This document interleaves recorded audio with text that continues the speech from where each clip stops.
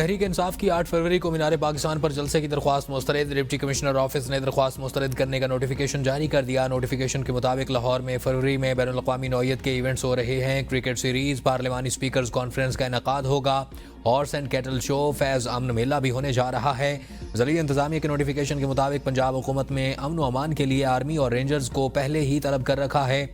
मीनार पाकिस्तान तारीखी मुकाम है। जलसा खूबसूरती को तबाह करने के मुतरादिफ होगा। PTI को गुज़श्ता साल 21 सितंबर को लाहौर के रिंग रोड पर जलसे की इजाज़त दी गई थी, ताहम PTI ने NOC की शदीद खिलाफ वर्जी की थी।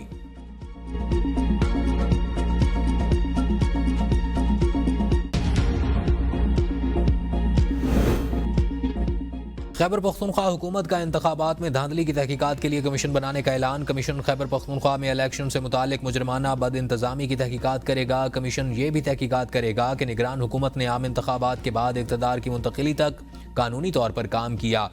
निगरान हुकूमत की तरफ से जारी तमाम अहकामात का तज्जिया किया जाएगा। कमीशन तहकीक करेगा कि 3 MPO के तहत नज़रबंदी और गिरफ्तारियां क्या कानूनी थी। इस चीज़ का भी जायजा लिया जाएगा कि गिरफ्तार अफराद को अपनी हिरासत चैलेंज करने का मौका दिया गया। गिरफ्तारी के तरीकों की भी तहकीकात की जाएगी। PTI ने तमाम हदें पार कर लीं, इसलिए मुश्किलात का शिकार है। ख्वाजा आसिफ की प्रोग्राम सवाल से आगे में गुफ्तगू। कहा, पहले सियासतदान एंटी एस्टैब्लिशमेंट होकर भी इदारों पर हमले नहीं करते थे। PTI माजी से सीखने की कोशिश नहीं कर रही। मसला यह है कि PTI रियासती इदारों के खिलाफ है। PTI जब तक अपने रवैये को तब्दील नहीं करती, उनके लिए बेहतरी नहीं होगी। एहतजाज करना हर सियासी जमात का हक है। एक शख्स के इर्द गिर्द महवर घूम रहा है।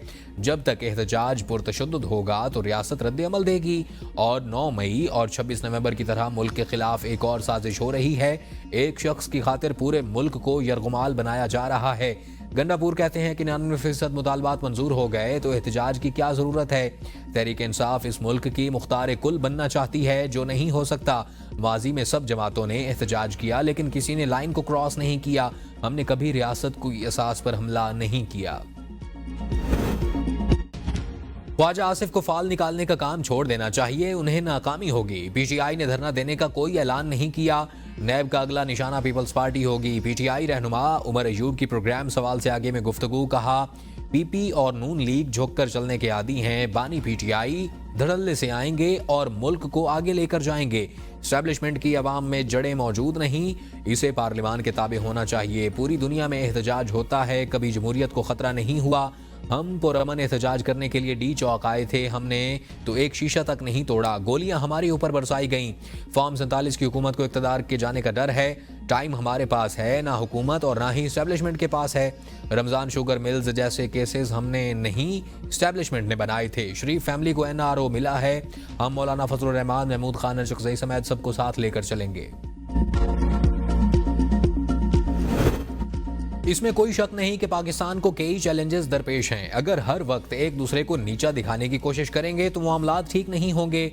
साबिक वज़ीर आज़म राजा परवेज़ अशरफ की प्रोग्राम सवाल से आगे में गुफ्तगू। कहा, हमने बड़े सब्र के साथ चीज़ों को ठीक करना है। एस्टैब्लिशमेंट भी हमारे निज़ाम का ही एक हिस्सा है। सदर मुमलिकत का दौरा चीन कामयाबी से जारी है। सदर आसिफ जरदारी ने अपने दौर में सबसे ज्यादा चीन के दौरे किए। बिलावल भुट्टो जरदारी ने भी बतौर वज़ीर ख़ारजा चीन के कई दौरे किए।